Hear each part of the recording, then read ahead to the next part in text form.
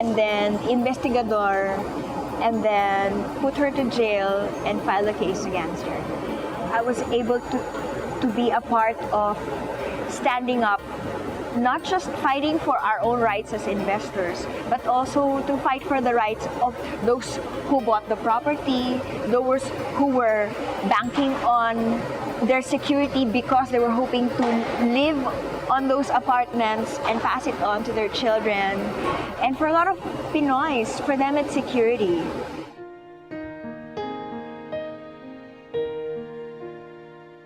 Before I met the Lord, I was prideful and boastful. I had many other gods, and one of my gods was the love of money. Another god was attachment to being a celebrity. Each time I'm faced with another potential Miss Universe winner, being the first runner-up, I always feel threatened. I'm being honest. For me, it's always very hard. I have to die to myself to be willing to support the one that representing our country. And that for me is very, very challenging. And yet each year it's being threatened. You know? I've admitted this to close friends, but I've never admitted this publicly.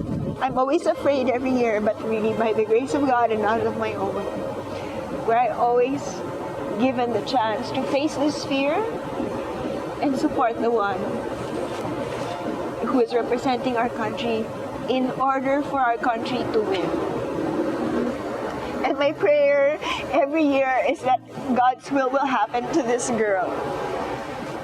That she will win and God's will happen to her. Dying to my pride, dying to myself. That's the latest courageous thing I had to face.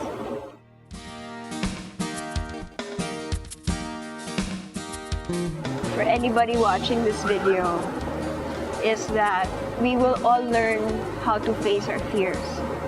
We are all humans, and we all have weaknesses. My particular weakness is my pride. God will all give us the grace to face our fears and die to ourselves so that God's will prevail. Praise God.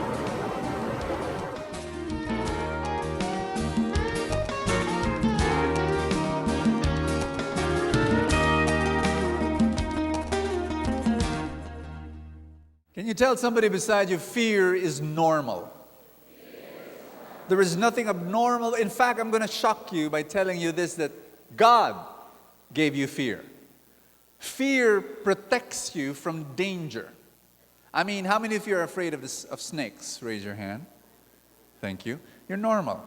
I'm afraid of snakes. You know, if there's a cobra right in front of me now, with its expanded neck, you know, standing erect in front of me, believe me, I will not be here standing and saying, oh, a snake. Oh, nice skin. I won't do that. I won't even be religious and say, pray in tongues and cast out the spirit of snakeness in the snake. You know, I won't do that. I'll be running away. And it's good to run away at certain times. Fear protects you. When you're standing in a cliff and you look down and you feel wheezy, what's that? Your fear is saying, don't go too near. Am I making sense here? Fear is good.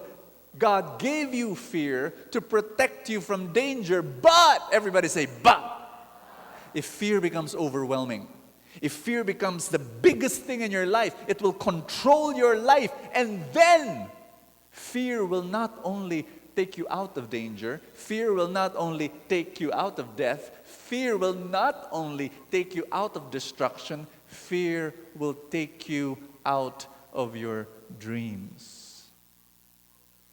And what you need to do is know the difference and say, I'm not going to make fear the biggest thing in my life. My obvious experience of fear is what I do and what I'm doing right now, preaching. The very first time I gave a talk when I was 13 years old to a bunch of 30 people in a tiny room, I did it afraid. The first time I gave a talk to 100 people, I did it afraid. The first time I gave a talk to 1,000 people, I did it afraid.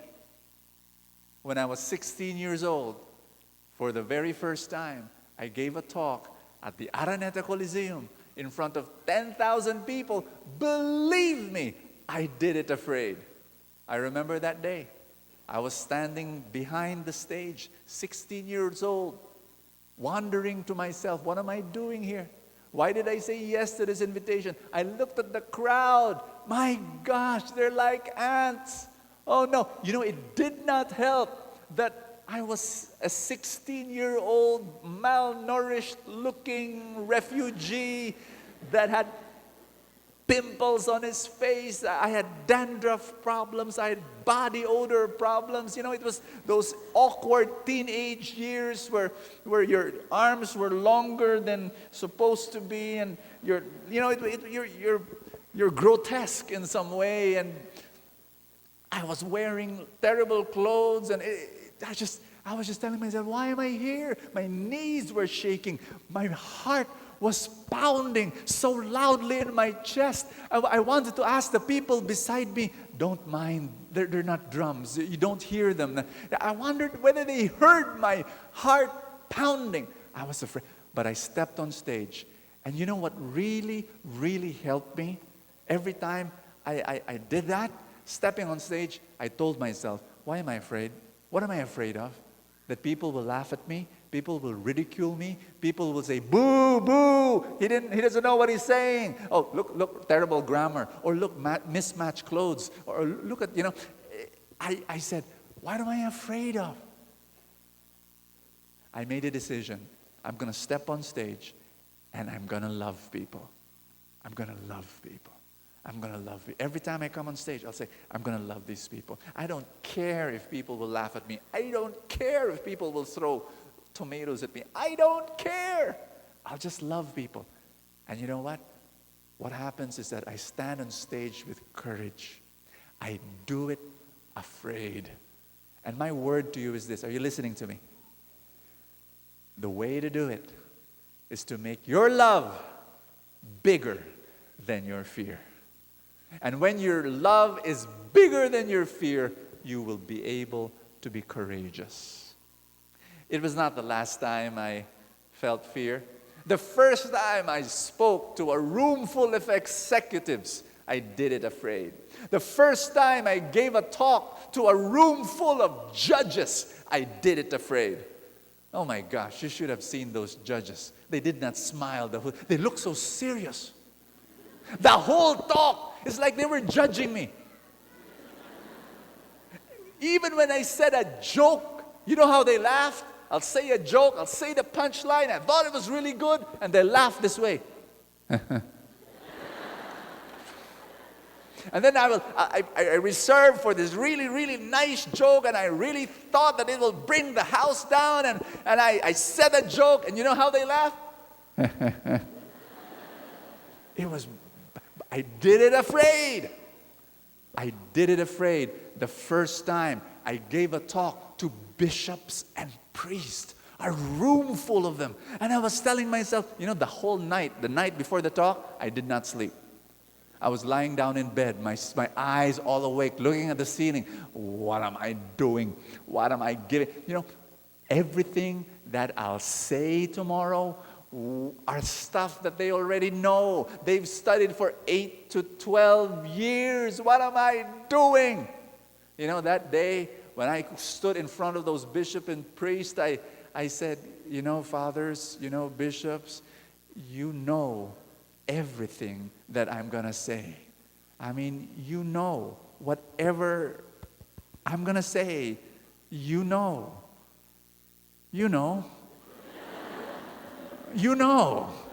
So let's just,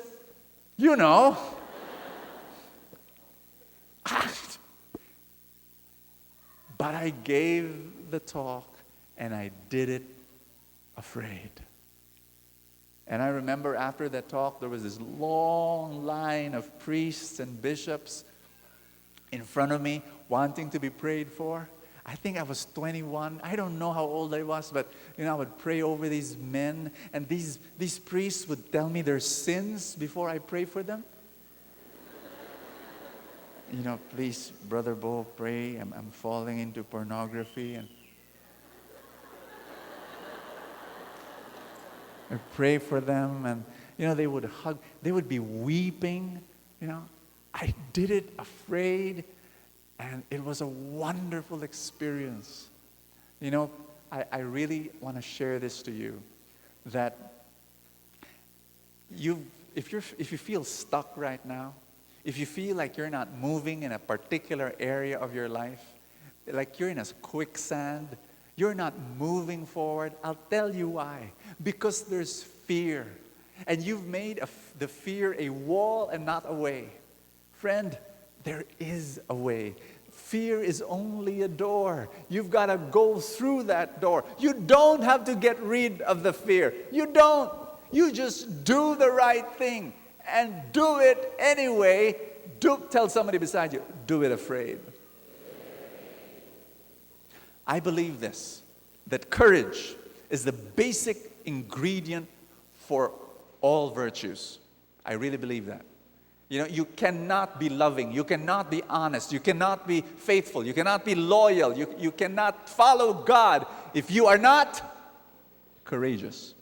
Courage is your basic ingredient. Let me give you an analogy. No matter what flavor of ice cream you have, chocolate, strawberry, vanilla, sampalok, whatever flavor of ice cream, there will always be milk. Am I right? Virtue, the milk of virtue, the basic ingredient of all virtue is courage. To do it afraid. To do it afraid. I'll tell you a story of this man. A friend of mine, let's call him Tom. I won't give you his real name. Tom was a med rep of a pharma company. And he was very new. He was a young fellow. And in his province, it was SOP, it was standard operating procedure, that all the med reps there would bring the doctors for drinking in the evening. They would be brought to a bar. They would be offered bar girls, and they would be brought to motels. That's how the system worked. And my friend Tom was already attending prayer meetings, and he did not like to do that, but he was new, and he was afraid of this first job and of the boss, and the boss told him, look, you've got to do this if you want to be successful. So he would be drinking with his fellow guys and with the doctors, and the other guys would drink a lot of bottles of beer, and he would limit himself to maybe 2 or 3, And then when the bar girls will come, they will sit beside him, they'll sit on his lap, and the doctors and the other med reps, they would bring them to the motels, and my friend, he would just talk with the bar girl the whole night. He really tried his best, to be a man of integrity. And well, one day he was praying to God, and he really felt God was telling him, make a stand. I will bless you. So he goes to the boss and he says, sir, tonight I will not join you to the bars. And this will be the last time. I just want to say this to you. I will no longer, do what we usually do, giving girls to the doctors. And the boss said, what are you talking about? Why? You'll fail in your job. You'll not reach your quota. You'll not perform. And my friend Tom said, sir, I'm Catholic. And you know what the boss said? I'm Catholic too. But I have a job to do. And my friend said, sir, you don't understand. I'm a renewed Catholic. I don't believe in this whole system. And the boss told him, warned him sternly, you will lose your job. You will not perform. You will not last here. You know what Tom said? Tom said he didn't know where the courage came from. He said, sir, watch what God will do. 3 months later, you know what Tom did? The very next day, he started giving away Kerygma magazine to the doctors. Sir, this is for you. The next day, he brought Didake. The next day, he brought companion. The next day, he brought my book. Sir, books ni Bo Sanchez, sir. Read it, sir. You know, after 3 months, my friend Tom became the top-selling, top-performing med rep of the entire region. God was faithful to him. He did it afraid. He thought he was going to lose his job. He thought he was not going to perform. But he did it afraid. You know, when you think about something as basic as tithing, you need courage. It takes courage to put 10% of your income and give it to God. You're thinking to yourself, my gosh, will my money last? But to believe in God and say, no, Lord, you will supply my every need. I remember I was earning 10,000 pesos some time ago, a long time ago, and it was easy for me to give 1,000 pesos, 1,000 pesos. But then my income started increasing and of course, when you give to the Lord, the Lord blesses you. And at one point, my income was 50,000 pesos. And I put 5,000 into my tithe envelope.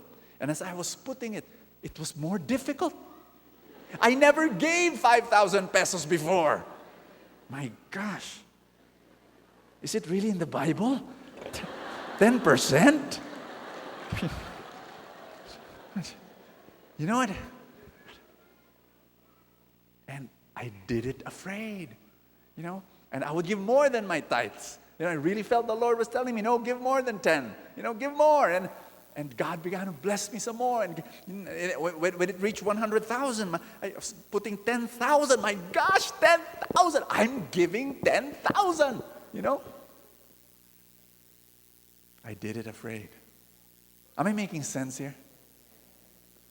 I just want to share with you that if fear is the biggest thing in your life, you will never go anywhere.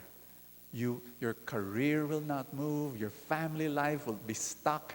Your health, your spiritual life will remain as it is if you do not start doing it afraid.